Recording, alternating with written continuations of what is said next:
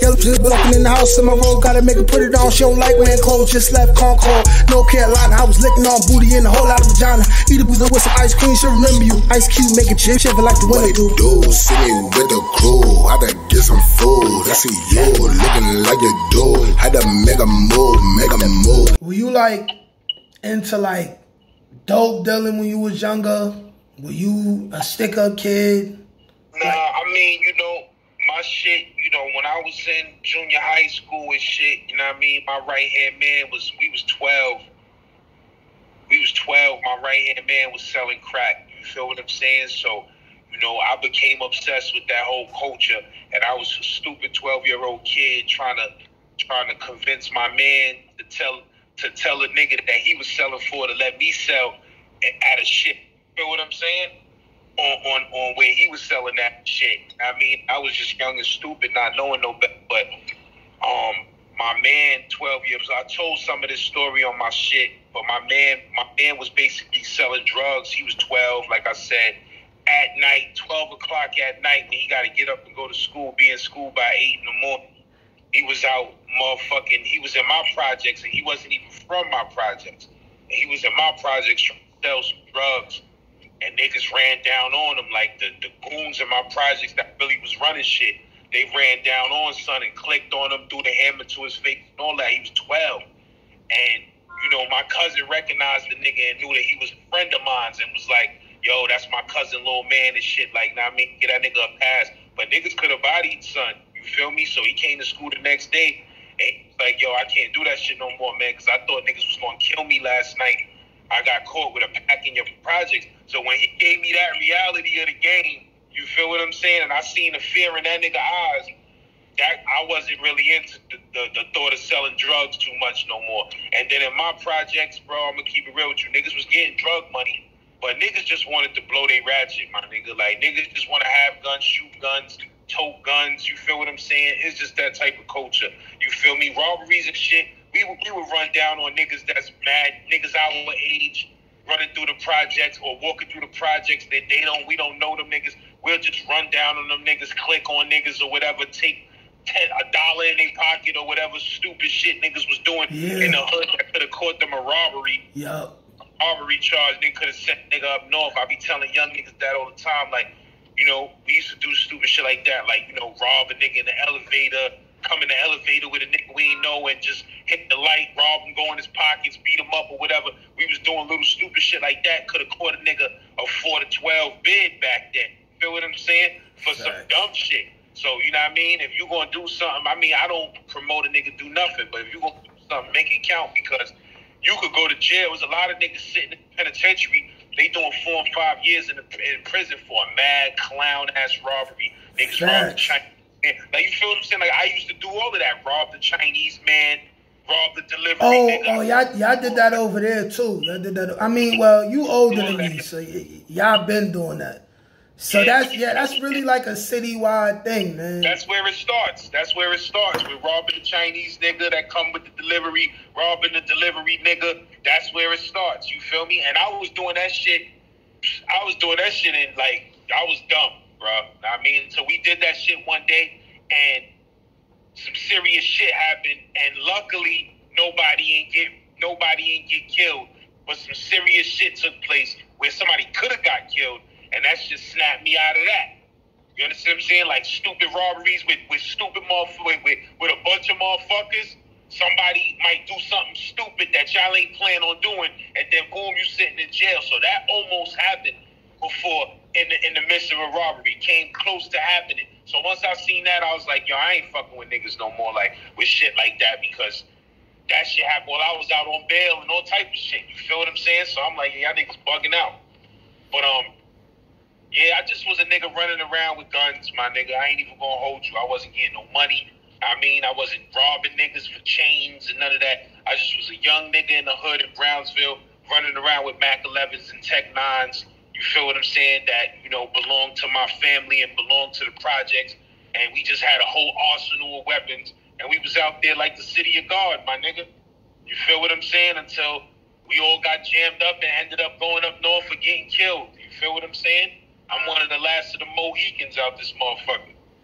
Wow. Yeah. All right. So, as you said, one of the last Mohegans, you know, because I think about if I feel this way as well sometimes, what I'm about to ask you, do you sometimes feel like you have survivor's remorse?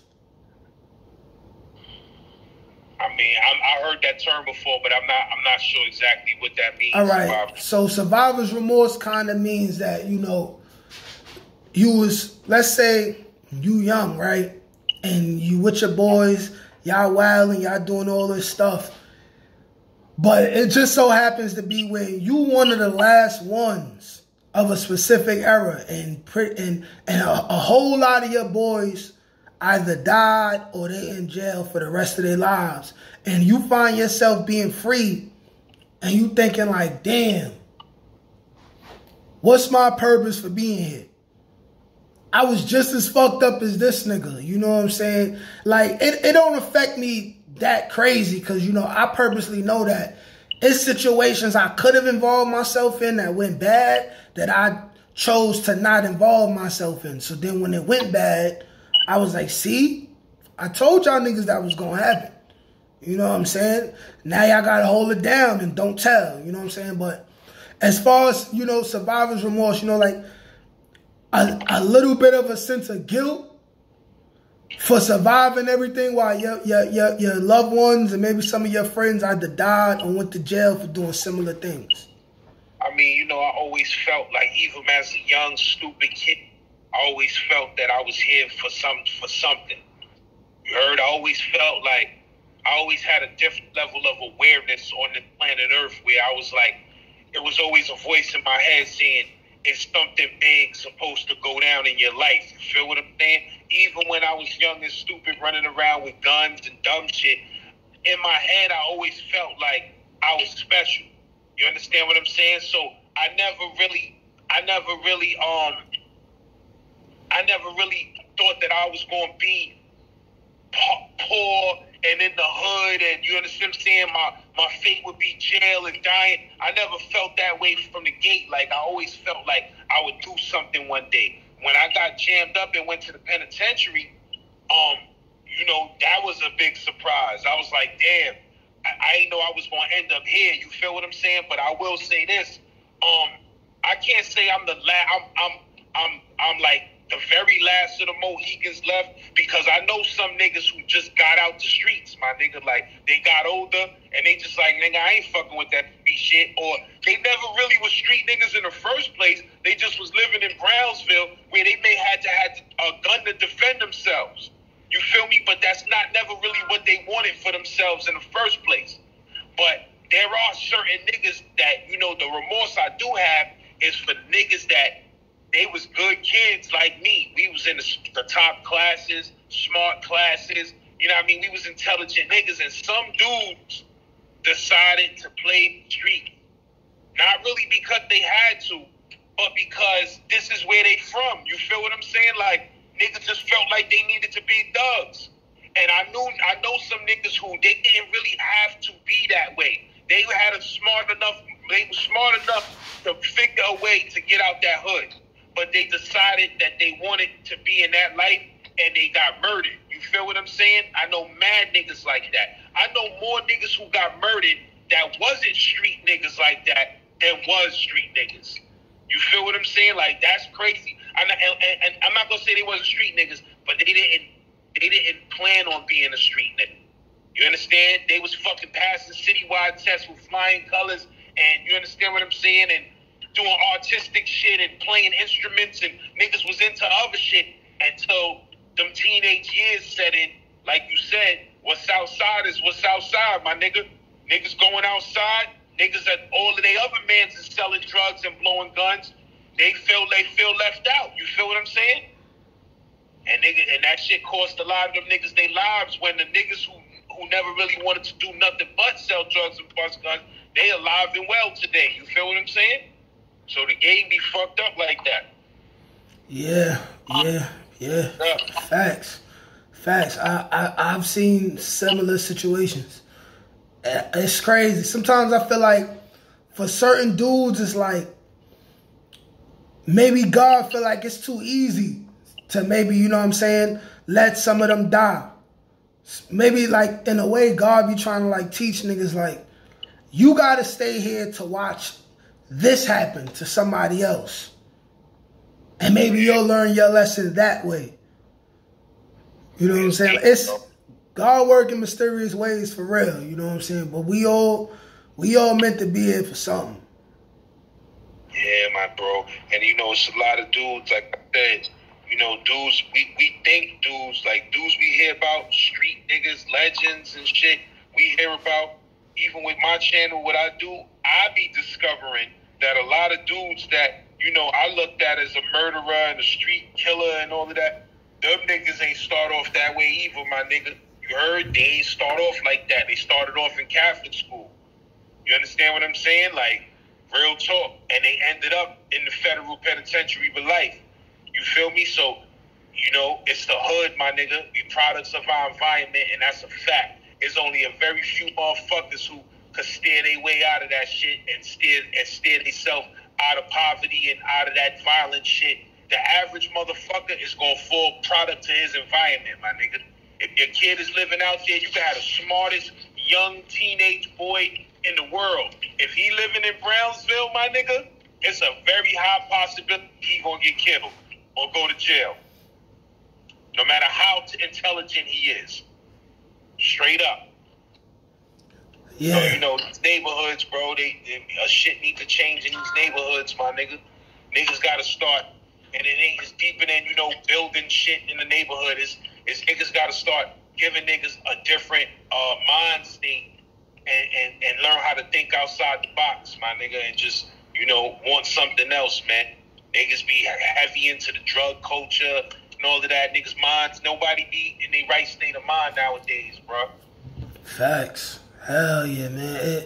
It definitely, that's how I be. I had a subscriber add me on the gram yesterday and all that, and he was talking about how, you know, because there's an indictment that just went down in the Bronx, you know what I'm saying, with a lot of the young Bronx drill cats. And, you know, it's an area that has beef with the area where I come from. So I know from history that means there's going to be a sweep going through the area where I'm coming from any day now.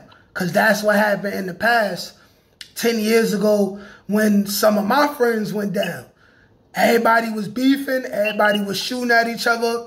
And then the feds came through my side. They wrapped a couple niggas up. And then days later, they went to the op side and wrapped a couple niggas up. So one of the subscribers, who I guess he kind of caught up in that, he hit me up. He like, hey, man, listen, my mom's is telling me that I need to go down to Florida. So, you know what I'm saying, to be with my family. And I'm like, hey, bro, you should do that. You should do that. You know what I'm saying? He like, yeah, but I'm used to hometown and this, that, and the third, and I be getting money up here and all of that. I told him, I'm like, hey, man, fuck the hood, bro. Go see something different, man. Go see something different. He like, yeah, but I don't know how I'm be able to get money, this, that, and the third. I'm like, hey, bro. He like, I'm a felon. I'm like, hey, bro.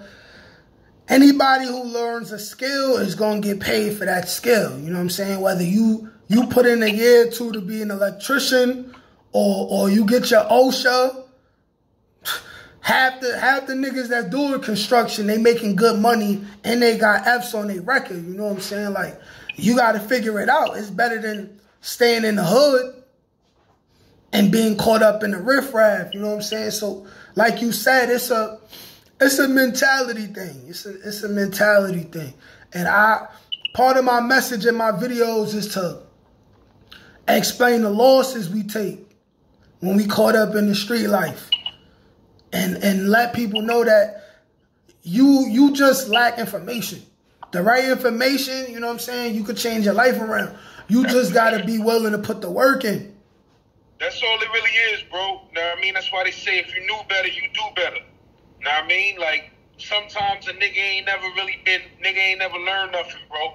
And when a nigga learns some shit, he'll change. You feel me? And that's why they say it's a cliche, but it's real. When they say education is the key. When you know shit, bro, you're not going to do certain things. You understand what I'm saying? But if you don't know, you don't know, my nigga. You only held accountable in this world for that you know. You feel what I'm saying? Like, so it's like, bro, if you don't know something and your shit get jammed up, you know what I mean? You got to learn the hard way. You can learn the easy way or you can learn the hard way. You can learn from the mistakes of others or you can learn from your own mistakes. It's up to you. You feel me? I did a little bit of both. I learned from some of my own mistakes, and then I learned from the mistakes of other niggas, seeing how they move and how they got jammed up, and I'm good. I fall back from that shit. You feel me?